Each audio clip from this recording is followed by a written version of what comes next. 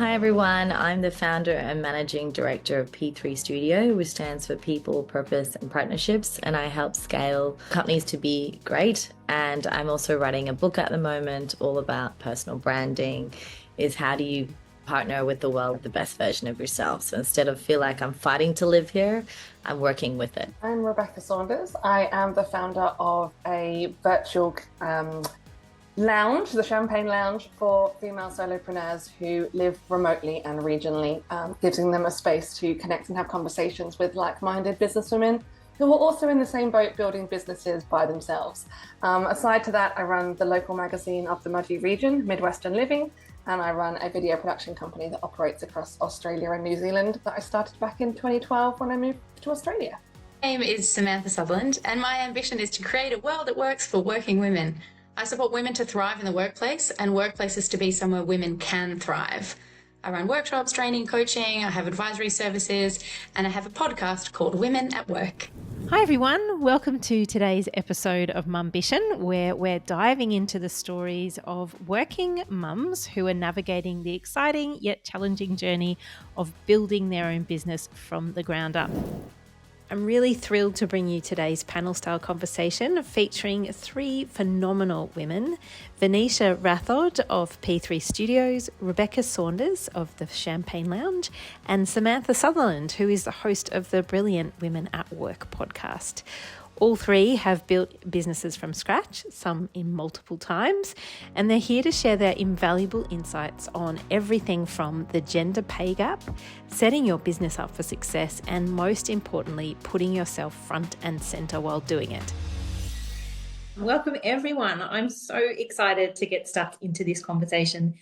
So when we start a business, it always feels like there's something to do. Like, how do you put in a process from the very beginning in terms of prioritizing tasks, especially when probably at the beginning you're juggling a lot of different roles? Rebecca, I'm going to start with you on this question. Oh, I love this one because my brain flipped multiple ways just then as you said the question, because my gut is always on, I always believe the gut over what I'm thinking, but the gut for me is focus on sales. Like, it's so easy to build all the shiny stuff, build a website, do a logo, do the landing page, do all the things and build the outside world of the window, I should say, of a brand or a business. But it's not a business unless you've got someone buying whatever it is you're trying to sell. Focusing on the sales. For me, when I started the video business all those years ago, I walked into networking rooms going, I run a nationwide video production company. I knew one videographer like in the whole country. And so like it wasn't a fake it till you make it thing, but it was very much for me, well, I can't go, it's chicken and egg, but I'd rather have the sales and then find out how to deliver on that. So I think people can spend a lot of time and a lot of money, crucially the money factor, in doing all the bright, shiny stuff before actually finding someone that's going to buy their product. Sensational advice. I absolutely love that. Sam, how would you answer that question? Focus on the actual things that bring in money. And then my other thing would be to be in conversation with people, because often when we start a business, we feel really nervous about it. We have to put ourselves out there. We hit all of our upper limit blocks. And so we do all the things that we can hide behind, build a website, do lots of social media posts, because it feels like that can feel less scary. But you actually need to be talking to people to find out whether they're going to buy your thing, not just sending stuff out into the void. So that would be my other advice. Things are making money and conversation. I love that. Two very excellent pieces of advice. Venetia, over to you now. I'd love to hear what you would like to say about that. Yeah, so I started my own business last year. And I think the biggest thing I say is if you're going to start and go completely on your own, know what your financial runway is. I think it's just knowing how long can I go if there's no sales or something that doesn't go through, what are my expenses and my operating costs for my home or my business, or what do I need? How much runway do I have? How much can I give this a go? Or do I have something on the side while I give this a go? Because a lot of people, I think that they could be business owners and there's a lot of glam, but it's not glamorous. Like, it's a lot of hard work to have your own business.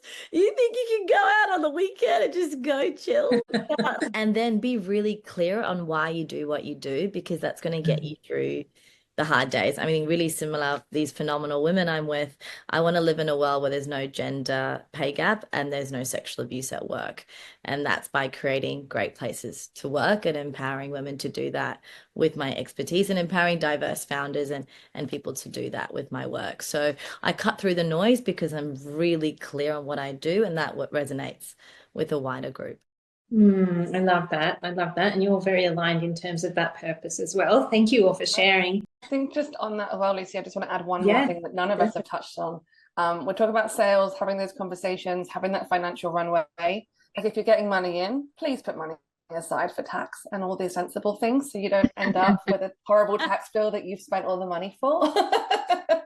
I see so many people do that and get into real strife. So I love it. And that's so important. And we're not trying to kill the excitement around ideas here, but that practical foundation, if you can set it up. And in a conversation I was having the other day, someone was saying that their business accountant was their most favorite human in the whole world. And, you know, maybe that's not what we dream of when we're first dreaming up our business idea, that person will be so important, but they really are. So it's that foundational stuff.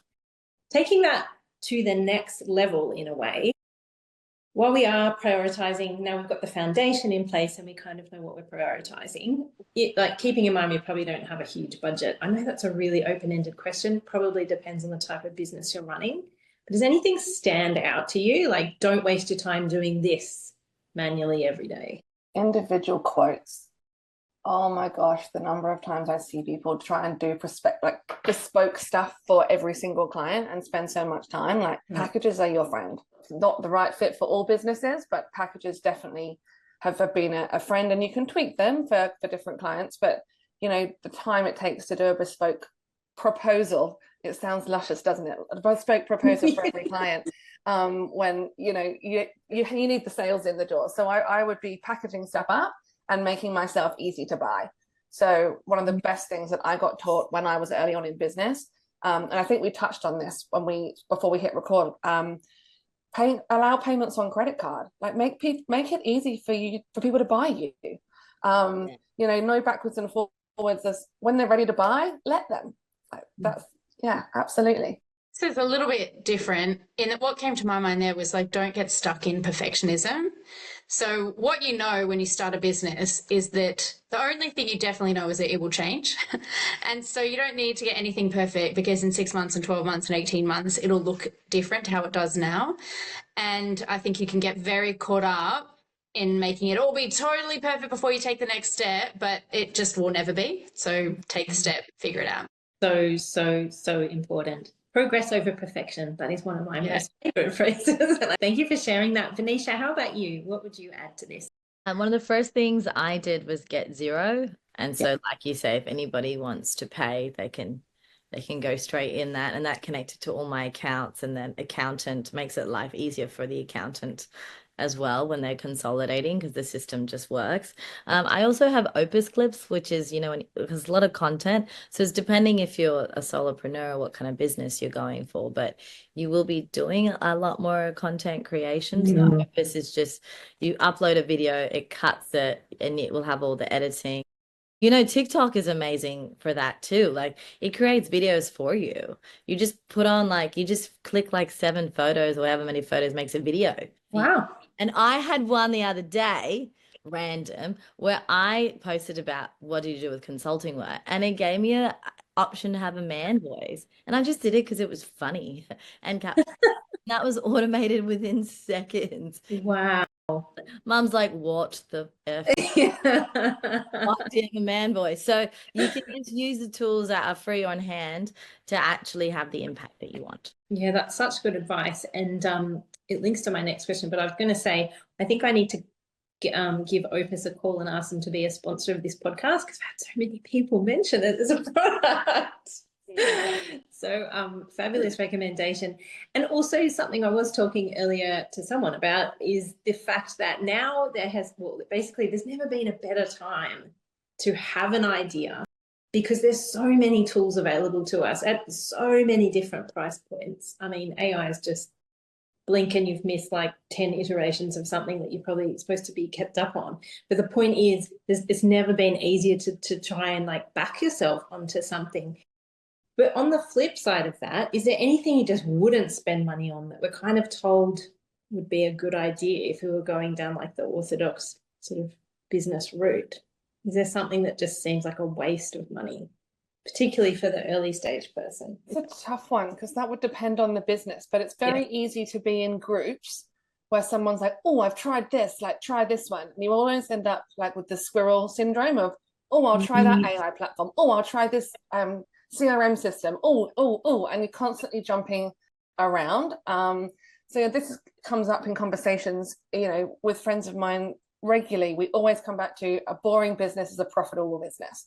Like when you find something that works, like keep it and make it work. So I think from that, if you're just starting, obviously, have chats with people and see what they're using, but give it a chance. Like if you're buying into something or using a product or using a platform, give it a chance, because these subscriptions really start to add up.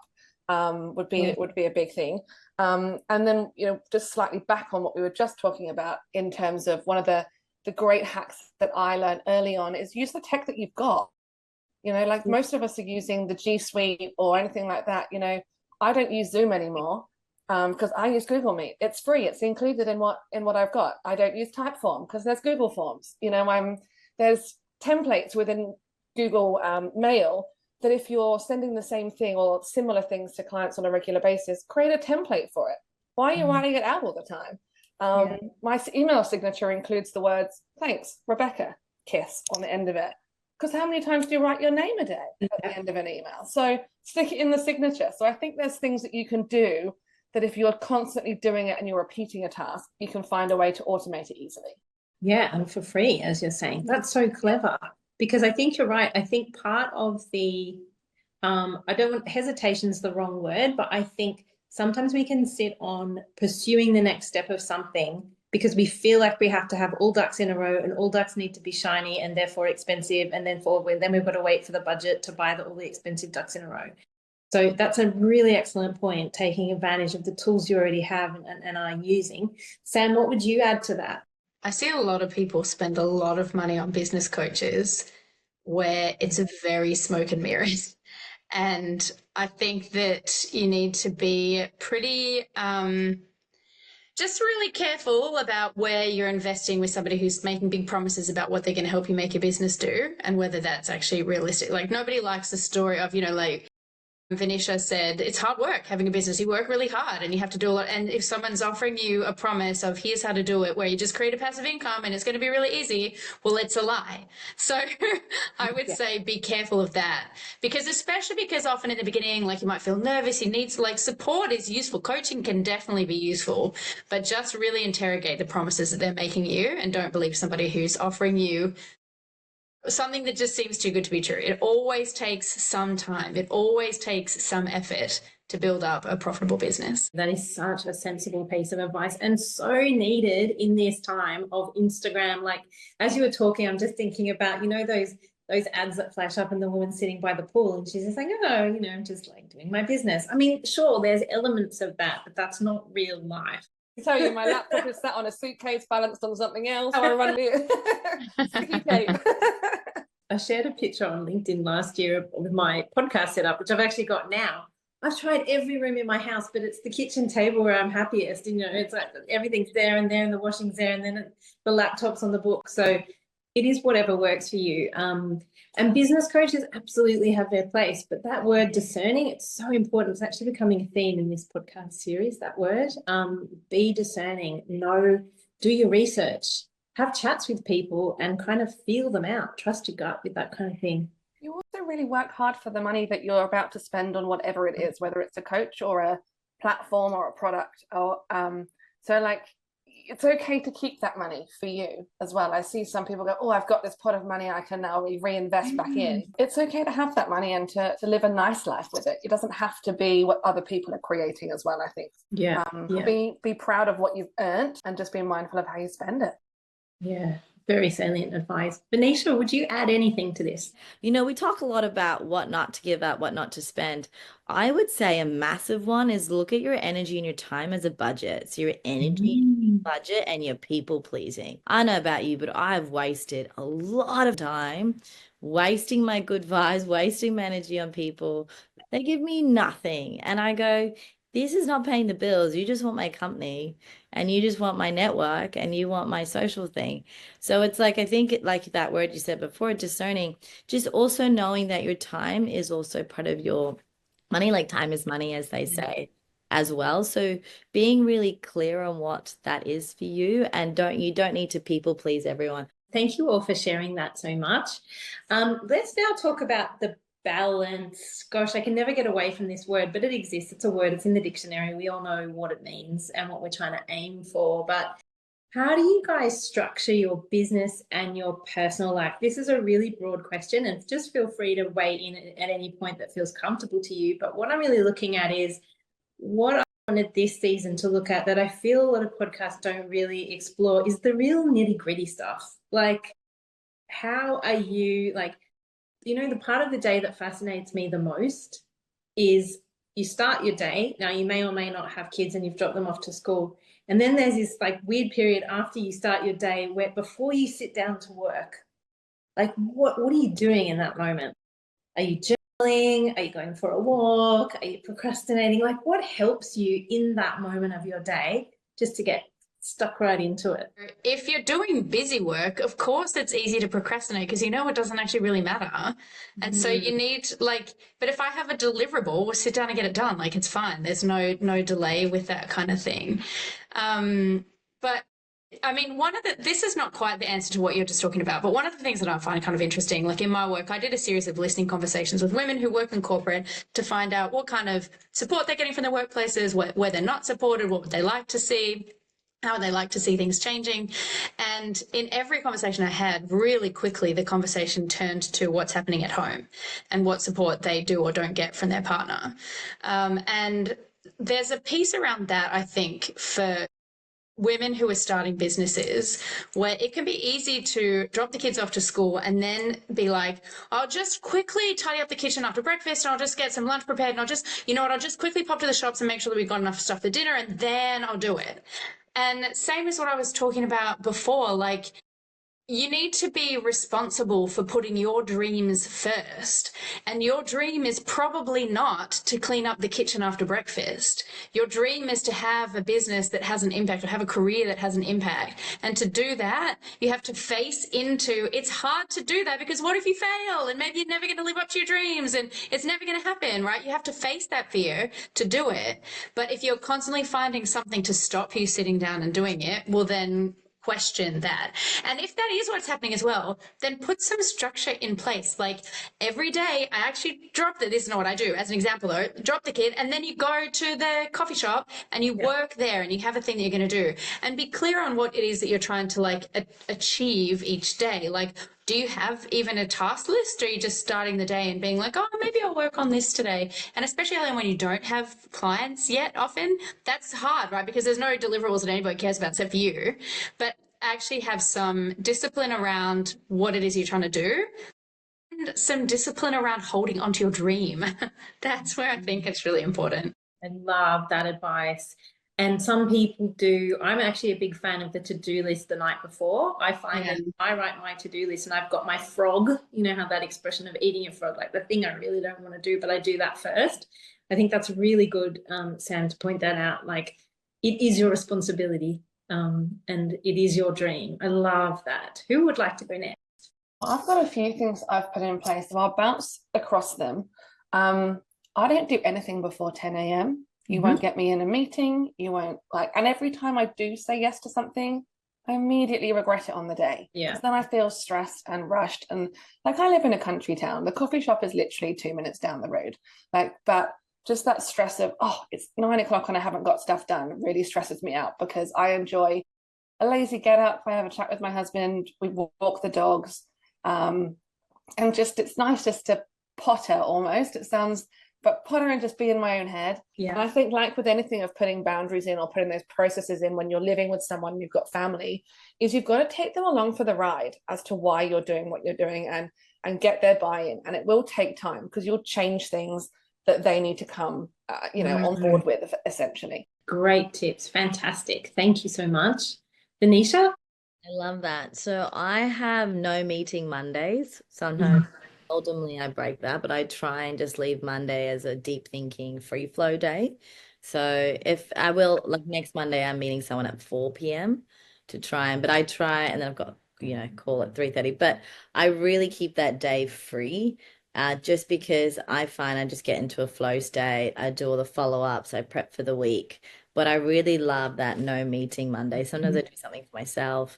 And then I also have dopamine Friday, so half day or full day on Friday if I know I'm super stressed because I work Saturday, Sunday, it doesn't matter. I work every day. Um, so if on Friday I knew when I was losing it, I'd go to the beach because I live in Sydney, Surrey Hills, so I'll go to the beach or I'll go do something fun and enjoyable. Even half the day is like, no, this is something for me to enjoy my life. Otherwise, why am I working for myself if I'm not even having fun? So I go hug my friend's baby, go hug someone's dog. I'm having lunch this weekend, I mean, this Friday with a bunch of girls and then going to go out. So, for half the day. So I think it's stuff like that. And then I dopamine act my life. So I'm either, I try to exercise 4 or 5 times a week in the morning around 8-ish. I was a lot earlier, but I sleep a lot later now. So I start at 8 for that. And then I have really pretty nails that I look at and I dress up and, I really try and find a lot of joy in the everyday little things that I have to wait for this big thing. Oh, I love that so much. Yeah, Like we're that's coming really- into winter now when we're recording this podcast, and I cannot wait to crack open the winter wardrobe, watching you in that coat. Wait till I start dressing up. Like, just wait. I can't. Oh, it's gonna so excited because I'm with you. Like it's the dressing up, and it. I remember saying to people, ages ago on podcasts, it was like even down to like matching underwear every day for me is a big thing. It makes me feel good. Love that. I love that. I heard an affirmation yesterday and it was something, I hope I don't butcher it, but it was something like, I make money while pursuing joy and self-care. And I thought, that's a fantastic affirmation. Like all women should be saying that to ourselves when we wake up in the morning. Because it gets so easy when you overthink and when things get very overwhelming. Joy falls off the radar so quickly. So I love, love, love, love It that. really does fall off the radar, Alicia. Yeah. And one of your points in our like prompting questions there was, we've all talked about how we do our lives and how we've structured lives and what we do, but in terms of household divisions of things, so who cleans, who cooks, who does whatever.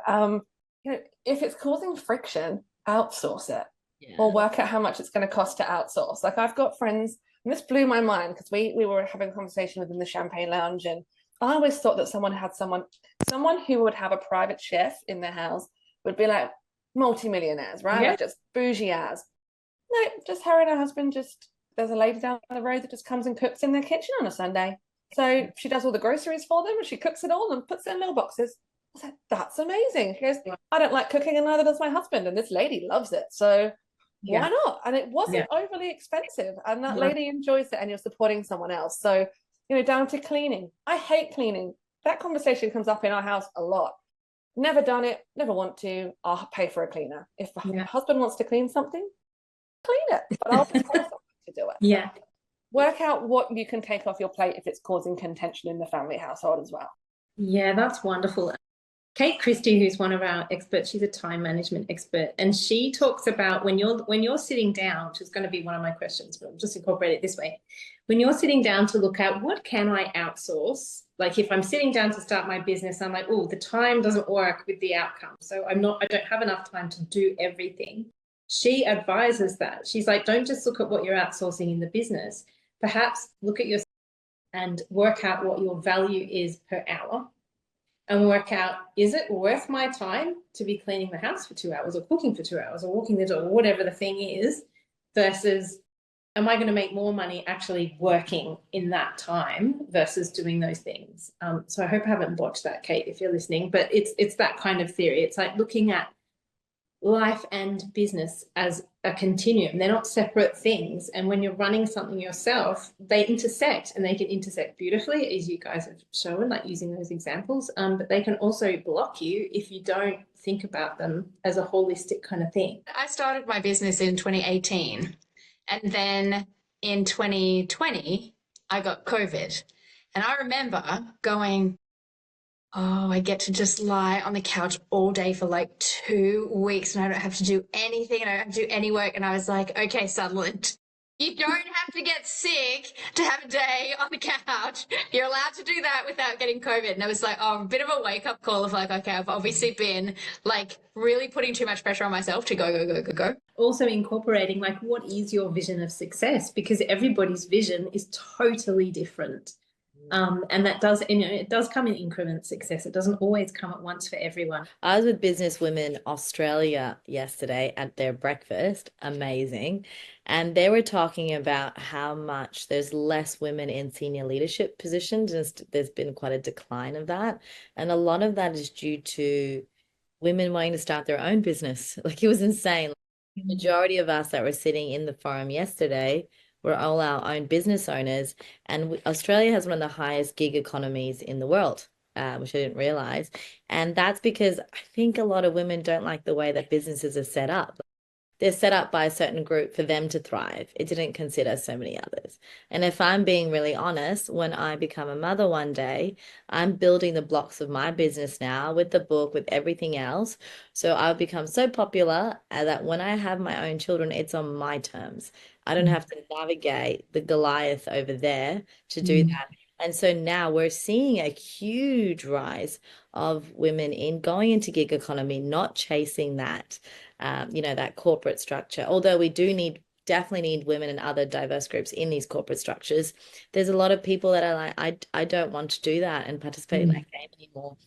I want to reality, more balance and more things like that. And I just thought that was really fascinating that the decline may not be in those leadership roles because, women aren't capable. It's just that we're all fucking tired. Yes, I mean, so true. And yeah, thank you for sharing that, Sam. I feel like you have a good response to this or something to add. Yeah. In workplaces, how do you build a workplace where women can thrive? I also work with women who are trying to navigate those structure, those systems, those institutions. And so I offer coaching, training, workshops, advisory services to organizations on how do you reduce your gender pay gap. And very often gender pay gap, it's more nuanced than this, but it's driven by having lots of men in senior roles and lots of women in junior roles. That's the general reason. And there's lots of reasons why that can happen. And there's lots of levers you can pull in response to it. And so women are leaving the workforce women are the highest rate of new business starters and the highest owners of micro businesses in Australia as well. But there are barriers within that too. So like 2% of VC funding goes to female founders. So women are funding, I mean, I love the language of this. It's like so diminutive, but women are founding what they're calling lifestyle businesses, which is where it's a business on your terms where you get to run it and make money as well, hopefully.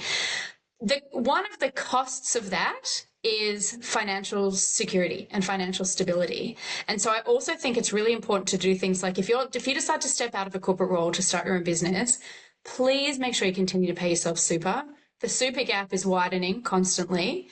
Women step out of the workforce, start a small business, have kids, don't pay themselves any super, and end up with a huge super pay gap or super gender gap at the end of their career. And it has such a knock-on effect because of the way it works. And focus on lifestyle and stability, like lifestyle and financial security in taking that step. That has to be part of the equation of what successful business looks like, because women over the age of 55 are the fastest growing cohort of homeless people in Australia. And a lot of that has to do with reduced earnings when they went out to be carers and reduced super. And now we're adding to that women who hop out for 5 or 10 years and try and start a business and then try and hop back in. And in that 5 to 10 years, weren't like overly responsible with what their financial situation looked like. And so, Lucy and I had another conversation for a podcast about, a lot of women step out because they want flexibility, right? So I see this all the time where women have kids and then they go back to work full-time or maybe 4 days, but they're still doing a full-time workload and they're being paid 80% instead of 100%, and they get overworked, right? And so then when their kid's 5 or 7 or 10, they want to take a step out and move away. But within that decision, please also pay yourself super. Please pay yourself super. Absolutely. The number of people that don't pay superannuation. It's the same. Yeah. They're the same bucket of people that, for me, it's You don't put the money aside for tax and go, shit, how do I pay a five-figure tax bill? Yeah. Well, let's You know, the thing is as well, when it comes to changing structures, like these are structural problems, which mean they need structural responses. Individually, we can sidestep things and sometimes make things work for ourselves. And choosing to step out and start a business is one way of individually trying to sidestep structural barriers. It's not a problem to do that. I have done that. But we also need people within the structures who are trying to make change within it. The people who are going to benefit by making the change are the ones who are going to be most able to help drive that forward. And so my work does that from outside of it, kind of, but working with people who are within to try and drive those changes. And so, you know, starting your own business isn't the only way to get flexibility. There are other avenues as well. It just might not feel like it from where you're sitting right now. So explore that. And if you have some power to change the structures, well, then use it responsibly. Such wise words. Such wise words. I'm so glad we're recording this and we haven't lost it. So good. Thank you so much for sharing. We have come to the end and I want to give you all an opportunity to share something. Is there something I've forgotten to ask you that feels really pertinent to this conversation, or just something that you want to share with the community? I will just share, like, the book I'm writing, it's called The Briefcase Effect, because I physically briefcase, which I'm bringing back, which is quite great because it's a capital male symbol, now making it a fun female startup fairy one. And what I have on there is, I think it can get really overwhelmed with the way that the world is. But my whole way that I view personal branding is, how does the best version of you partner with the world? And people really resonate with that. And strong men and strong women are attracted to other strong people. Like, it's not that the best version of you sleeve means you're only allowed for women. It's actually strong men really resonate too. So, and women tend to feel like we can build in collaboration instead of competition. So I think, you know, as you're building whatever you decide to do, whether it's building your own business or building within a company, I mean, just don't think the only ways has to be through this awful competition. It can actually be done with a lot of the great aspects of being a woman. And I think the world needs that more than anything right now. So I think that's the thing I want. Beautifully put, beautifully put. And all the very best with your book. Please keep us updated with the process. In July is the Oh, wow. It's very close. Fantastic. Thank you so much. Rebecca, Sam? I think I've probably got two wrap-ups. One would be, given everything that we've talked about in terms of what to watch for, what to budget for, work it all out and price your product or service accordingly. Really work it out from what you're wanting to earn, whether it's just replacing your current job or whether you're wanting to do a bit more. Like, do the maths and sit down and work out what that looks like, and what that looks like with the tax, and what that looks like allowing you to have the holidays you want, you know, allowing you to pay the super, because all of that does need to be paid, you know, workers' comp, insurances, subscriptions. It will seem like a lot, but if you don't work that stuff out first, you're going to be underpricing your products and service. And it's far easier to put your prices, what's the right way around? It's far easier to go down with your prices afterwards if you've priced them too high than to start somewhere down the bottom and then try and double it or triple it because you've realized you've priced it wrong and you can't actually sustain running your business financially. So that would be sort of the one thing I would look at. And then the second thing for me is put yourself in a room, whether that's a virtual room, whether it's, you know, Mums and Co community like we're in now, whether it's a group of girlfriends who are all running businesses that will support you in what you're trying to do and will help you navigate those challenges. But importantly, that will also call you on your bullshit if you're not doing the jobs that will move the dial, or you're, you know, stuck on the same problem month in, month out, like, because they'll stop supporting you and stop wanting to help you if you don't do the work yourself. So get yourself a little pod. I call it a pod, but, you know, a tribe, you know, a cheer squad, whatever you want to call it. It can be 2 people, it can be 10 people who would just have your back, whether it's good or bad. Absolutely love that. Thank you so much for sharing. Sam? A couple of things that I'd like to say are, you know, when we don't understand that there are structural problems and structural barriers that we're facing, we end up feeling like it's our own personal deficiency, right? Like I was saying before, if I was just smarter, worked hard, had a bit of to-do list, whatever, then I would be able to navigate it. And actually the system is bigger than any one of us individuals. And so we really need to drive structural change, not just as an individual feel like we need to change to be able to navigate it. And then additionally, following on to what Rebecca just said, research actually shows that women who have a women's inner circle at the center of their network have higher likelihood of promotion, more positive well-being, and they have leadership positions 2.5 times higher in authority and pay. So if you're currently in the workplace thinking about what you might do, gather together the women in your workplace, create that women's inner circle. If you've already made the leap and you have your own business, gather your women's inner circle, like find your pod, like Rebecca said, because that really has a measurable impact on your well-being and on your success. So gather together with women. You don't have to do it all alone. Beautiful. What an absolute treasure trove of wisdom. Thank you all so much for joining us today. I really appreciate your time. I really appreciate all your wisdom. You're all amazing. And this is the best job in the world. Like if I could just do interviews all day, I think I would just learn so much. So thank you. Thanks for listening to today's episode. Don't forget to subscribe via Spotify or Apple Podcasts. Mums & Co is the network helping business-owning women to start, connect and grow. Join us today at mumsandco.com.au.